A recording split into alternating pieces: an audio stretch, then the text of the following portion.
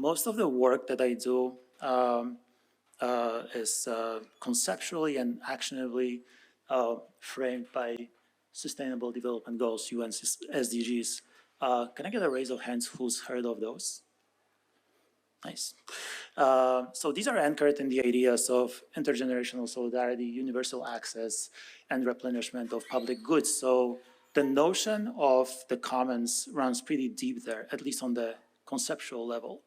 On the practical level, though, it's a really, really confusing world to work in. So first of all, it's a world of immense structural inequalities and very little meritocracy. It takes no genius to be born in Switzerland, and it's very difficult to explain what Switzerland is to a kid in an African slum. And I tried once, and it gets very sad very quickly. Then there is the history part. You cannot have a group of people subjugating and enslaving another group of people for hundreds of years and not come out of the exercise with some sort of a sense of superiority and guilt. So it's a vicious mix. Then you have the capitalism and the globalization bit. We commercialize every element of our lives down to the walk through the park, and we're being told it's progress. And I actually have been told that a kid in Bangladesh that's sewing my sneakers that I get on sale here in Western Europe, it's progress as well. And then there's the racist part. I'm from Poland, so we as a nation, we were like applauded that we welcomed 1.5 million Ukrainian refugees. Let me tell you, we're not so welcoming to the Syrians. So it's all like confusing. And the funding surrounding this reality is also pretty confusing. So you have like major stakeholders who are sometimes arguably and sometimes obviously contributing to the damage that their funding is trying to fix, okay? So there's the World Bank, for instance, which is a bank. So they make profit of the loans that they give, like any other bank. But unlike any other bank, they very often tell you how you should spend this loan and who you should invest it with. So that didn't work that well for many countries. Just look up structural adjustments. Then there is funding from foundations, which have their own agendas. And some of those agendas are about upholding IP regimes, intellectual property regimes, which I understand it's for them to earn money and save millions of lives, which they've done. But on the flip side of it, without those regimes, millions of lives would have been saved. So it's like confusing. Then there is funding from Bono and the likes. Yeah, I mean, he's mobilized a lot of resources and for good reasons, but he's completely unapologetic about dodging taxes. Then there's the funding from private sector, and these guys like really take the cake with their SDG teams and websites and being the biggest polluters of the planet at the same time.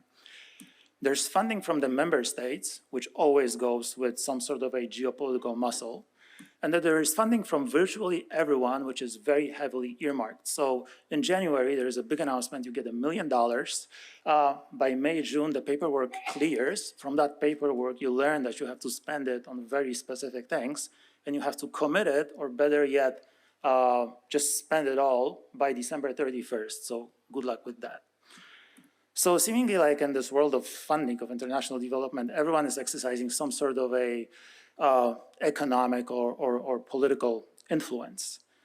And that's not even all of the challenges that we have. So there are like conceptual challenges. So first of all, like the customer that receives the product or the service, they usually don't pay for it. So like the kind of commodity level of validation of the product or service, like it's not there. Then anyway, like a lot of things that we care for are intangibles, like sense of empowerment, resilience, well-being. So like this is very difficult to evaluate for. And finally, our emotional math and geographies are just like stupid around these spaces. So like we care less about a group of 100 or 1,000 or 10,000 people and their like story of despair. We care more about a single individual story of a single person, preferably a child, preferably if it's like, you know, presented a very, very like neat aesthetic way, like this. So it's all like confusing, you know? So like when you try to get to like the commons here, like the waters are really murky. So it's complicated. So I work for UNICEF, And UNICEF is, okay, who's heard of UNICEF? Show of hands. Nice. So UNICEF is one of the biggest United Nations agencies, and its mission is to make the world more equitable for every single child in the world. And if you look at these stats, you will see that there is great horizontal breadth and vertical depth. So I don't think there is a nation, a country in the world that has as many field offices, embassies, that UNICEF has country offices. So that combined with our mandate around young people and our deep programmatic expertise means that, first of all, we're out there and we kind of understand what the problems are out there in the trenches. And second, we really very often punch above our weight in terms of who we can get into the room and kind of push these policy points to make world a more equitable place. I work for the Office of Innovation at UNICEF, and we really stand on the shoulders of previous, concepts, innovations, and if that's your idea of geeking out, just take a photo and Google those. It's actually pretty cool. But today, what we do is we look at existing and emerging tech and how it can support UNICEF's program goals in education, health, water and sanitation, child protection, etc. We have our own venture fund that provides equity-free funding for startups that develop in open source up to $100,000. Who here has known that UNICEF has a venture fund? Not bad. We have a crypto fund. Who here knows that we have a crypto fund? Okay, like the number of hands just goes down the further I'm in the slides. Yeah, so we do accept and disperse crypto. We support an initiative called Giga, which wants to connect all of the schools in the world to the internet, and they're gonna succeed, I know it. We have drone testing corridors in various parts of the world. And so these are just a couple of examples of the work that we do. And we're also committed to digital public goods. Now, another show of hands, who's familiar with the concept of digital public goods? Oh, shit. Okay, so digital public goods, yeah, it's a concept that has its own definition, governance structure, registry, and standard. It came out of the UN system and a bunch of high-level stakeholders, including country governments, around 2018-19. So the definition is that it's open software, data, AI models, standards, or content. It has to adhere to privacy laws and other best practices, do no harm, and support attaining SDGs. It has its own governance structure, Digital Public Goods Alliance, which has many members. The important bit here is that it has a governance board. There are only 5 or 6 members there, and UNICEF is one of them, so we are really prominent in this space and pushing this commons narrative. There is a registry where vetted DPGs are placed with an idea that everyone can pick them up and localize easily because they're open source. And then there's the DPG standard, which is just 9 indicators that you have to clear to be vetted as a DPG. And probably the most important of them is that a DPG has to be open source. And so, open source. Open source and digital public goods are UNICEF's commitment to make sure that the commons are the scaffolding and the foundation for the digital future. And so we really think that DPGs ensure long-term vision, digital sovereignty, building local capacity, so the young people are actually the future owners and maintainers of these platforms. We also think that they reduce the risk of digital colonization and vendor lock-in.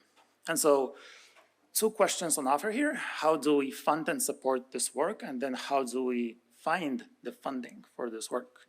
So on the global level, we support the Digital Public Goods Alliance and the robustness of the registry, the standard, the secretariat of the Alliance.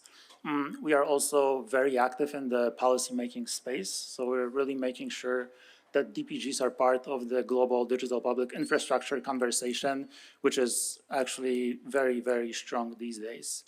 On the local level, we support building DPG functions within the governments. We make sure and encourage IT regulators to look at to use the standard, to use the registry to build their open source capacity. But there's one more thing that we do, and that is that we support young people. So we support young entrepreneurs that develop digital public goods because we think that what's better way to funding the commons than funding these people? I would actually argue that funding these people is funding the commons. So this is what we do. Through our country offices, we work with local startup accelerators, and we include the DPG element in their curricula. So we upskill young people in open source capacity. We explain to them the open source business models, licensing. We give them an entry point to the UN system and our network of partners, and we support them in registering their products as digital public goods. And we also provide them with funding. Now, they do need funding because they work in really peculiar context. So this is a snapshot from Ghana, where I spent some time, so it's somewhat familiar to me. This is the context. I would say that it's pretty daring trying to build anything in this kind of context. So in May, I was in Accra with a group of maybe 10, 15 heads of innovation departments from the biggest funders in the world. Some of these people have $100 million to spend. And we set these young people that you saw just a few slides back, and we asked them, you know, how can we fund you better?